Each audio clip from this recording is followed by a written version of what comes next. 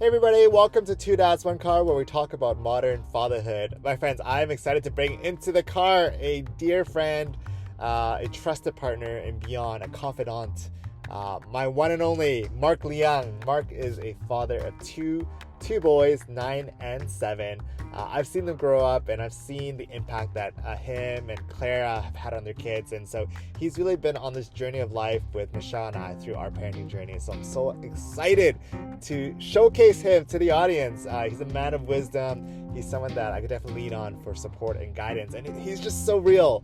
He's a real and very humble and very authentic, and that's what I love about Mark. That's what many of us really enjoy about Mark, and so thankful for Mark here. We're gonna go hop on the recording. We just had lunch together, and we're gonna start the episode very shortly, and so yeah, chat soon.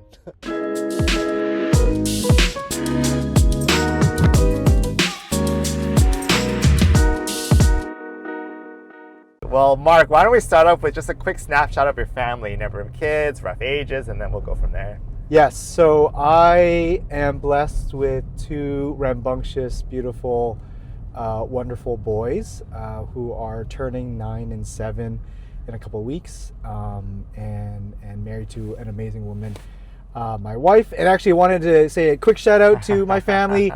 I love you. You're awesome. Keep doing what you're doing. It's a blessing that I'm a part of this family together. Oh, I can't wait to dive in. I mean, Mark, you've been such a role model for myself and my wife and to many others in the community and more. And we talk about fatherhood like constantly, even when I was going through this journey. And so it's great to have you in the car, to have a discussion, to kind of dive into this together. You have the best studio. You have the best studio. Welcome to the podcast studio. Love to kick off with the first question. Like what, at this stage of your chapter in life and fatherhood, what's like an unspoken truth right now? Yeah. You mentioned having a 9 and 7. Like what's unspoken in this realm of fatherhood for you? Yeah, I love this question. It's also like a super hard question to answer, but I've been thinking about it. And I'll share something that my neighbor once shared with me when my wife and I were having a bad day with our kids. Our kids, I think at that moment, weren't behaving very well, and we were in the back lane of our house, and he could tell just how stressed out we were. And he said to us, hey, everything is going to be okay. Your kids are actually going to be okay, and you know why? And it's because you two are good people. And so because I know the type of people you are, even though you're going to be imperfect and you're going to screw up and you're going to have bad days and good days, in the end, your kids are going to be fine.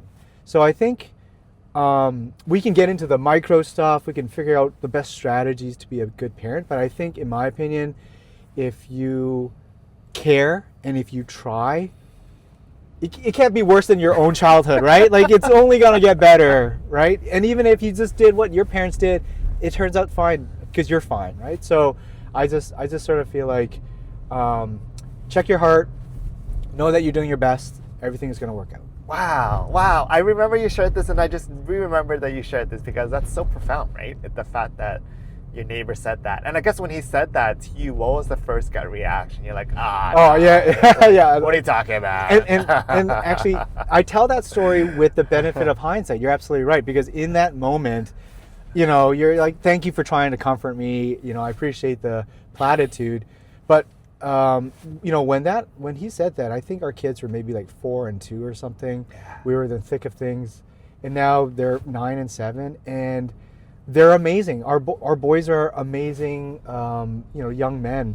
And, whether it's their attitude towards life and its challenges, or how they, contribute to our house and our family, how they conduct themselves, all these things, it's worked out, and my wife and I have certainly learned and grown and adapted, but it's ultimately, I think the core is simply just my wife and I just doing our best day in and day out, and this is what happened. And so I speak to those parents who have younger kids who are in the thick of things, and it doesn't look great, and you're worried that your kid's going to be a brat or a princess or whatever it may be. again, like if those things are important to you and you're trying and you care about, or you care about it, I think it'll be fine. You're speaking to the heart here, Mark. This is great. I didn't call any of your kids a brat or a princess. No. But this is exactly the question that Michelle and I have been talking about recently. It's like, how do we?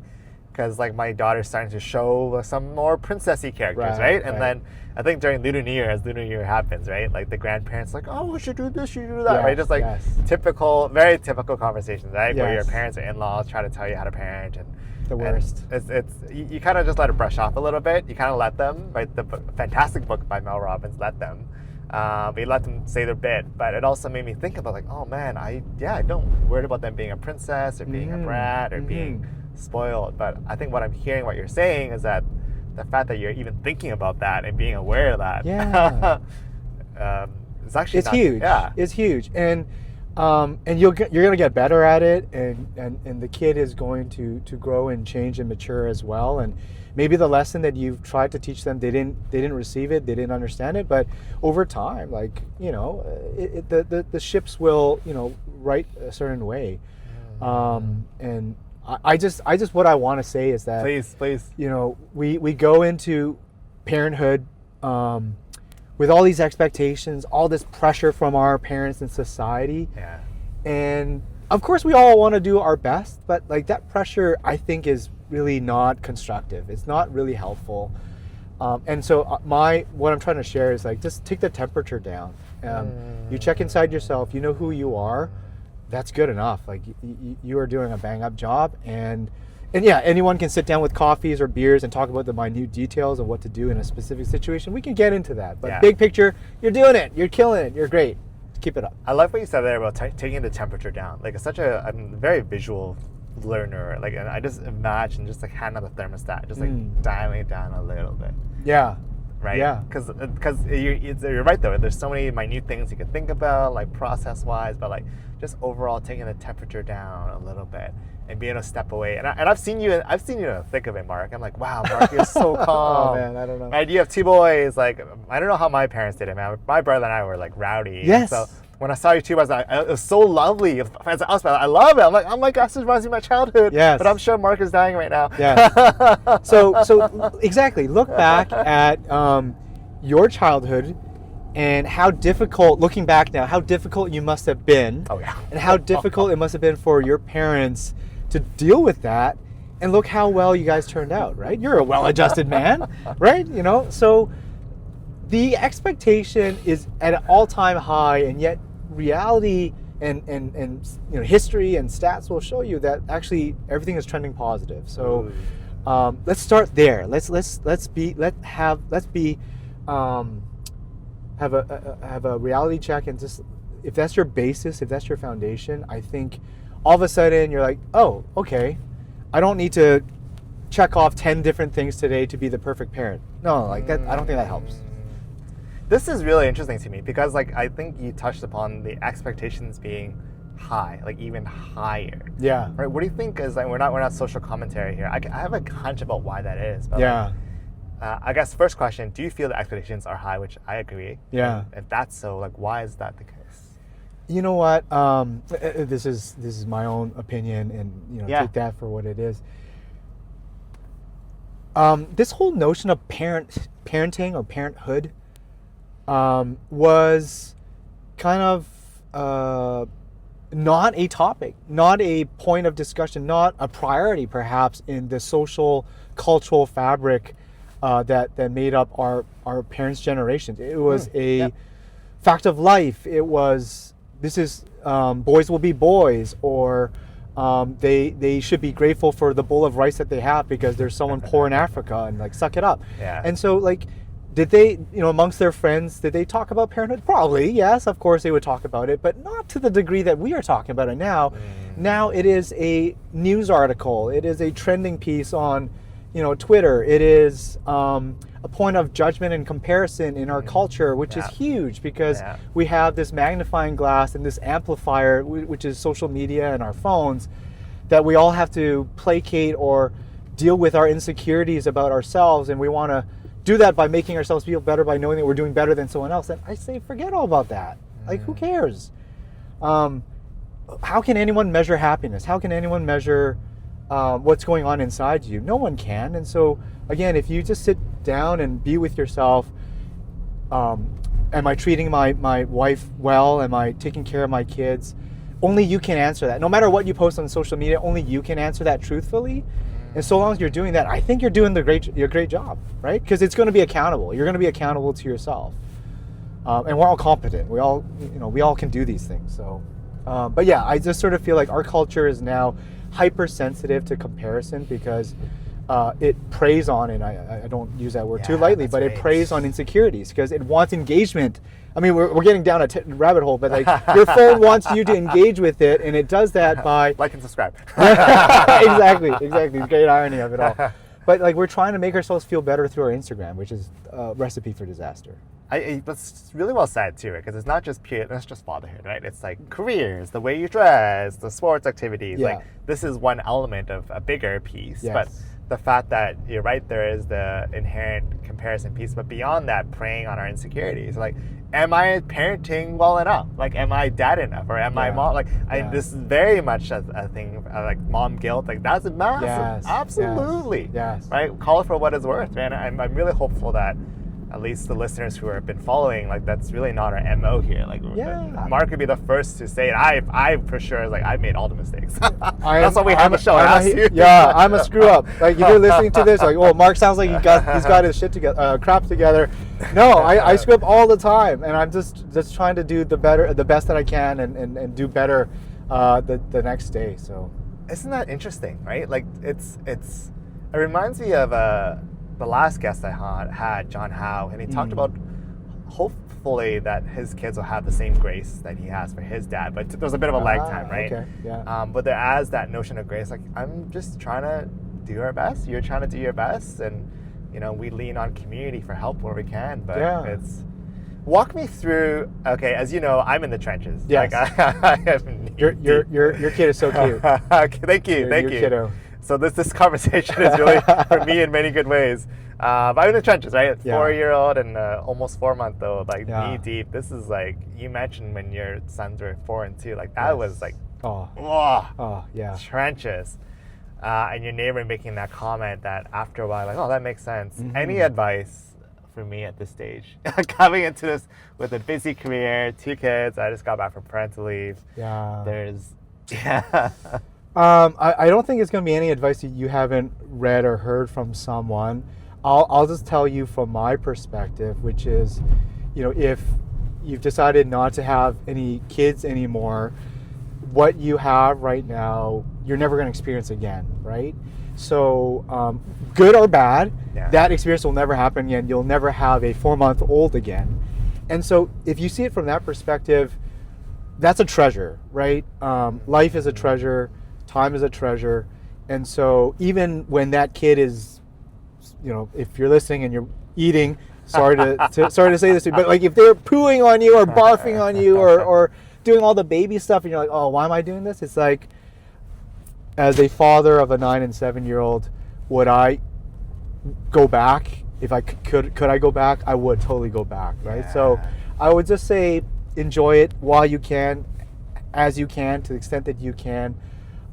Because when they get to my to the age that my kids are at, you're gonna miss it. So that's a really interesting, really great lens to look at it too, right? Because you're right, because this is like the last time they'll be this big, the last time that they're not moving, right? Yeah. Because they're still like a little toddler, right? The last time that they got some baby fat on them, they're cute, and you can pinch their cheeks and stuff. Yeah.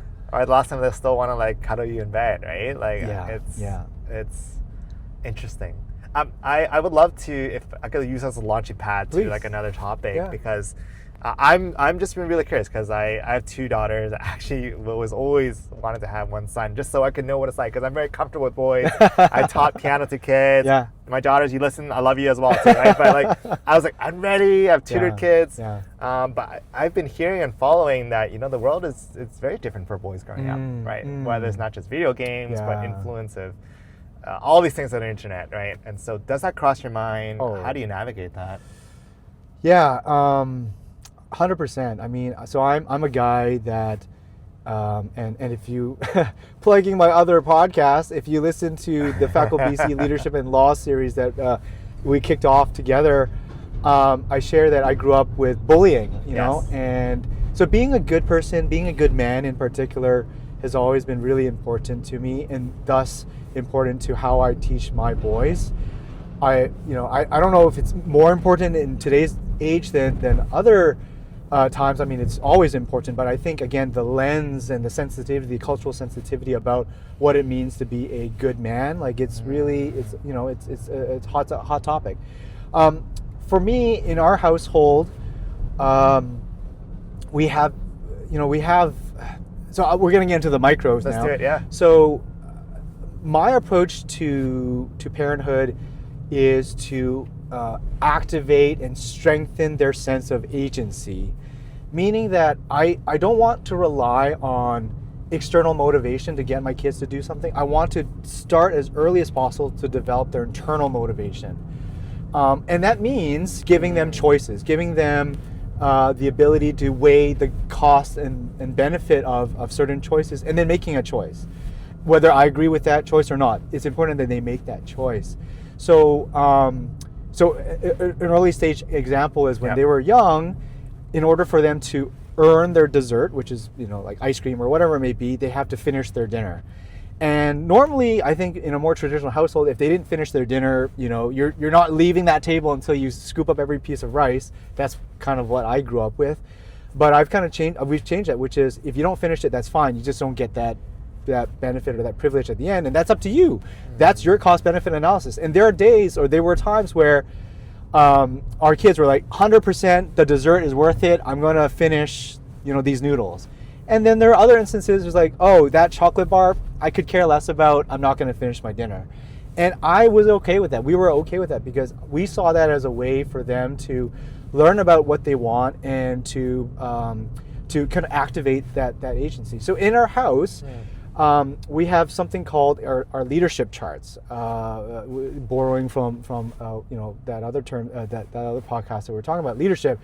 In our house, if you demonstrate leadership and you have to earn that, you can get certain benefits. Do they have to do that? No, you could have a chart with 0 stickers on it, and that's fine. That's your prerogative, or you can decide to do that. So part of that is how they treat each other as brothers. Part of it is how they treat us as parents, how they treat their friends, and as they are navigating, being a boy or being, males in our society.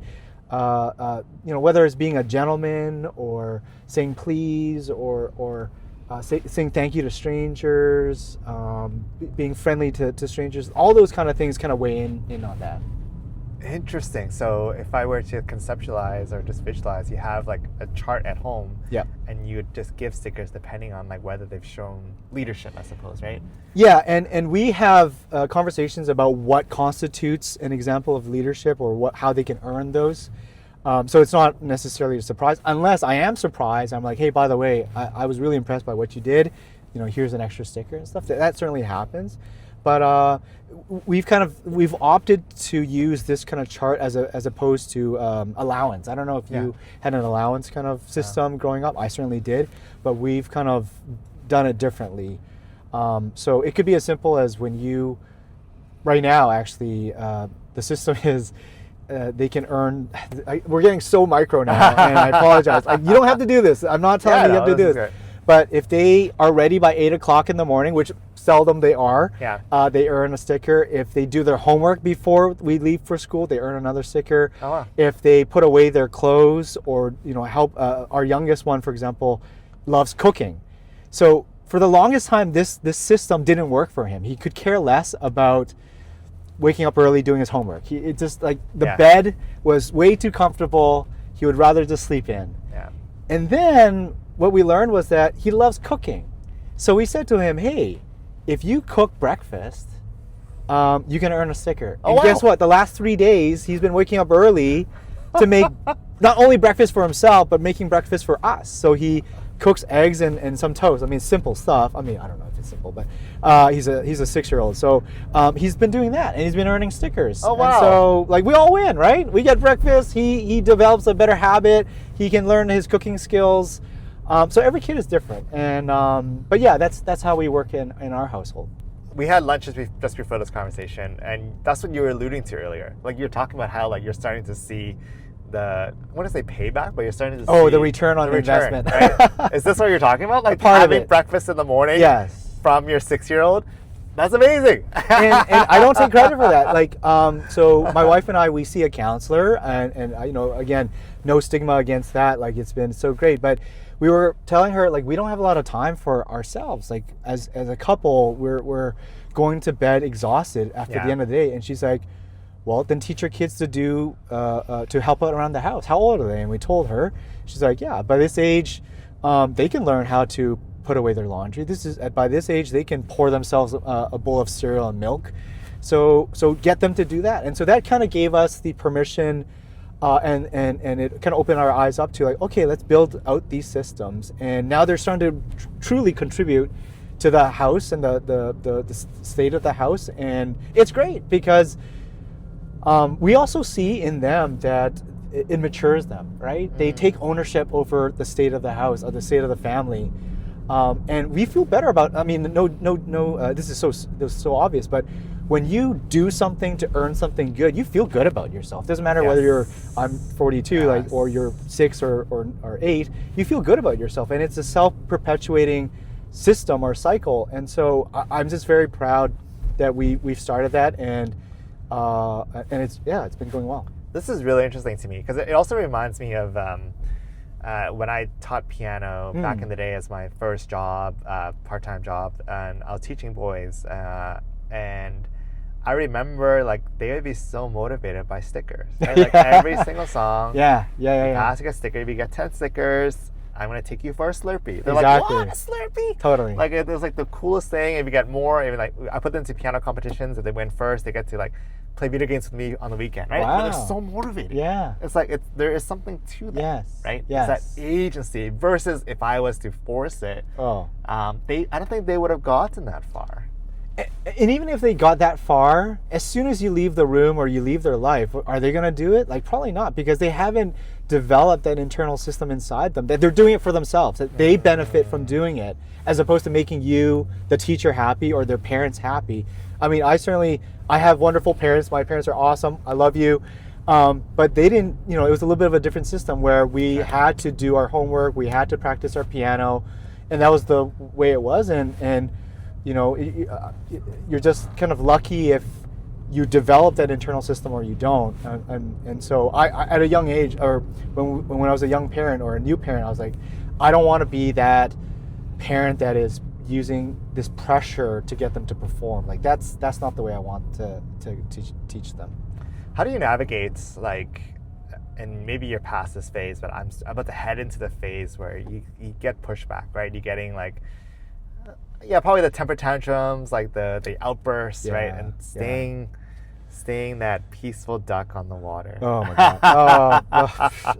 No, peaceful and duck are not the adjective and spirit animal that I would use to describe myself. So I mean, despite all the things I just shared with you, actually I generally take a more tough love position or perspective on parenting, and it's a little bit of action and consequence, and you try to take the emotions out of it. I mean, I do get very emotional, but those are the rules. And so I, at an early age, my kids, they had to learn some really hard lessons. I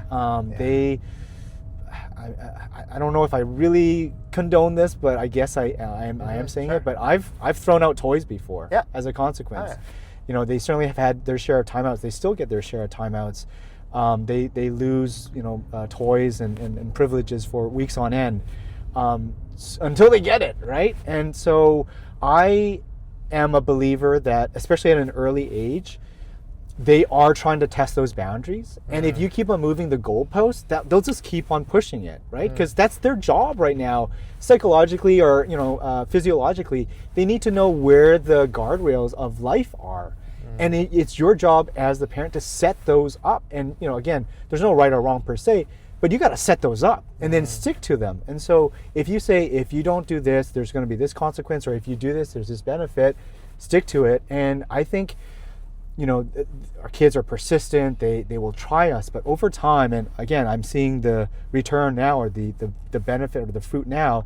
They know those guardrails, and they relatively stay within those guardrails, because we've gone through those tough seasons of having to learn that hard lesson over and over again, and dad doesn't change. Like, I don't change my rules. I'm just pausing and reflecting on that, because it's interesting when you have those guardrails in place at an earlier stage, and of course it feels like there's a lot of repetition. You're like, oh, I feel like I just told you this yesterday. Yes. Yeah, totally. But I would implore you to stick with it.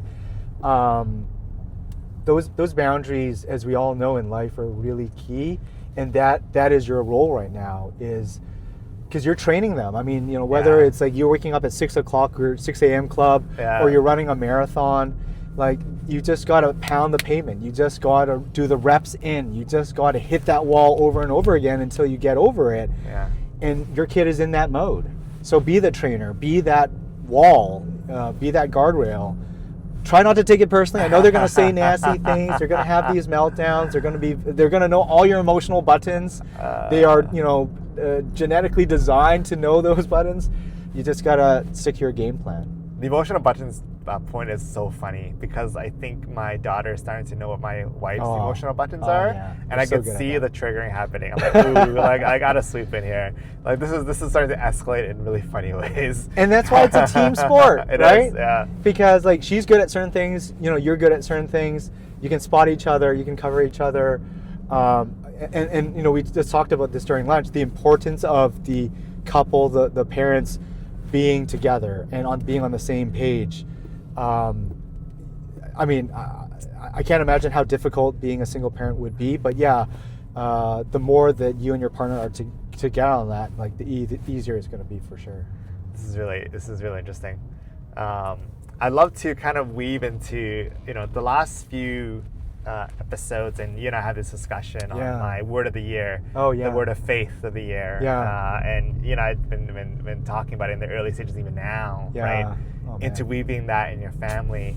Are there moments where you're like, sometimes you might, during these difficult times, leaning on like a higher being, or like a guiding hand? Like, how does that look like in your life? Like, that's a great question. That's a tough question. So, I'm a person of faith myself, and our family is a church-going family. I didn't grow up being in a church-going family. I'm a relatively new person of faith, and so I'm certainly on my own journey. And because I didn't grow up in that environment, I don't take for granted that it's okay that you don't have any answers. It's totally okay not to have answers. And in fact, I think the sooner you realize that not every question has an answer, I think the better off you're going to be. Unfortunately, we just don't live in a world where you're going to always have answers. So, and then when you apply that to your family, it means that you're not in control. I mean, there are things you can do, and there's certain things that you have to do and you should do. But you look back at your childhood, no matter how hard your parents tried to make you a certain person, did it happen? No, because you have your own agency. There's so many variables in your life that occurred, and it's made you who you are. And so when you're a parent, you play this really critical role in these first many years. But honestly, you're just hoping to set them up for success, and that's it. And so that faith, that F word that you just mentioned, you certainly have to have faith in yourself and who you are and what you do. But you also have to have faith that just like how you turned out okay despite having imperfect parents, because we all have imperfect parents, you turned out okay, your kids will turn out okay. And so that's the faith journey. I mean, I don't think there's a better example of a faith journey than being a parent, because you have, no matter how many books, no matter how many checklists you can come up with, does it follow it to a T? No. And so you have to let go. I don't know how you can be a parent and not let go. I mean, you have to let go. So I like what you said there, and it kind of ties with what you said in the beginning about like just turning down like the expectation, or not just like the temperature a little bit, right? Because being able to let go is probably the first key to peace in the household, right? Like Yeah. it's interesting, and knowing that there's things that we can't really control, like things can't like the control. personality Yes. quirks. Yes. Now that you have a second, I have a second, you I now see it. realize how different kids are. It is. And you're going to see it more and more as they grow older. And it wasn't up to you to begin with. Nope, Like if not one at all. was well behaved, you're like, oh, I must have been a really good parent. And the other one is not well behaved, like whatever that means. Well, it wasn't yours to begin with. It wasn't because of you to begin with, or maybe not as big of a part, right? And that's okay. Yeah, that really hits home, because you're absolutely right. I do recall, like, the first day my youngest Harper was born. I'm like, this is a different baby. It's like a lot more chill, a lot more zen. I'm like, I mean, it's only been 12 hours of life, but you already look a little. There's something different. There's something to the nature argument, 100%. Like, I can't imagine the hospital being that much different. That would have affected her personality right from like day one. Yeah. And I'll just please. You have a sibling, right? Yes, so, yes. I have a younger brother. Shout out to my brother. This was like the case study that reinforced this idea to me, which is my brother and I were similar in many respects, but also we're very different in other respects. And yet, if we grew up in the same household, presumably the input to me and the input to my brother was relatively the same. Like my parents, although they probably tweaked how they parented us, it was largely the same. And yet the output was so dramatic. How can that be? Well, if you're a rational, reasonable person, you would conclude the fact is that there are so many variables inside you that led you down one path, no matter what the input was. And just like your kids, no matter how you teach them one way or another way, like you don't really know how it's going to end up. And so again, care about who you are, care about what you're trying to do. You're doing your best. The rest is faith and a mystery. Wow. It's I like it because it's also like freeing in some sense. We're like, okay, I could let go. Like there's things that are definitely beyond our realm of control, right? I think as long as you have the base principles in place, right, and understanding that, it's really interesting. Yeah. There's nuance, of course, in everything. Nothing's ever super binary, but there's something to that. And you're right. Now that I reflect on how my brother and I turned out, like very different paths, different styles, right? Similar inputs, which is interesting. And I guess it's on us as dads to create that environment, right? Exactly. As parents to create that environment, create that loving environment, let that foster. Man, this is you're awesome. doing it. You're killing it. You're doing awesome. Oh, for sure. I'm hopeful. No, you're doing it. Oh man, you've been such a great guiding light in so many ways. I know you're running your own practice. Like you have demands left and right, events, lunches, this and more, right? Creation. I guess like in this next step, the next chapter of fatherhood, what does that look like to you? I am loving this stage right now. Yeah. Because they are 9 and 7, or soon to be 9 and 7, and they're boys. It means all the nerdy stuff that I love. Oh yeah. I got to do with them. So I brought my oldest to the arcade a couple weeks ago. He loved. Actually, we took both of them to another arcade. They loved. They watched all the sci-fi movies that I love. Aliens and Predator. They're all rated. So if you don't want to expose your kids to R-rated movies, like don't do what I did. But they love it, and they're finding their fandom and their nerddom. So this is a really fun stage. That, we're doing physical activities like playing hockey and going on hikes. I think what I'm really looking forward to is seeing them navigate more challenging situations of what it means to do the right thing, even if no one's looking, or even if heaven forbid, like there's a penalty or a consequence to that. I mean, that's the hardest thing. You and we've spoken about it so often. Is like, can you do the hard thing even though it doesn't help you? Like even if it hurts you, can you do that? I mean, I think all of us wish we can be like that. But when the situation comes along, like, do we actually do it? So that, I think we're entering that stage where, with social relationships and having a better understanding of world politics and where we are as a society, that's going to be the next challenge for my boys, is like, what does it mean to be a good 10-year-old, a good 9-year-old, good 7-year-old. So yeah, I'm excited to teach them and navigate those ethical issues. That is so, that brings me a giant smile in many ways. And it's also something that I am also looking forward to, right? Because it kind of ties into, I think a lot of the listeners also follow Ryan Holiday, right? He has a book called The Daily Dad. But in a series of books, he talks about there's courage, discipline, integrity, wisdom, right? And all these things, like, can you do the difficult thing when no one's watching and when there's stuff on the line? Yes. And to be able to help navigate those moral questions with your two sons. You're gonna have no shortage of time, no examples of opportunities to do that, right? A lot more stories. You'll have to have me on as a third-time guest, and I'll give you an update. I love it. Well, Mark, thank you so much for spending the afternoon with me, for recording with us, for joining me on the ride to the podcast studio. I'll share a link to the episode that Mark and I did for another podcast in the description, so you can listen to us banter about leadership in the legal profession and beyond. But super grateful, and thank you, Mark, as always, for being here. Thank you for having me again, and I'm so proud of what you've been doing. It's really incredible, and thank you for having me on your show. Absolutely. Hey friends, oh man, that was such a fun episode. I'm always so grateful to Mark for our conversations. I hope you got a good snippet of what we talk about quite often, off the camera, on the camera. So many great takeaways. I loved how we went very high level. We talked about, what are we doing? How do we drop the expectations? How do we give ourselves that grace and knowing and trusting that this will work out, because we turned out fine, and having the right source, this will carry through. I know it's hard to take at the beginning, but I think being able to turn down the dial, turn down the temperature, turn down those expectations, which can seem really high, especially if we're looking through comparisons. And so that was the first thing. I was just like, what a nice sigh of relief.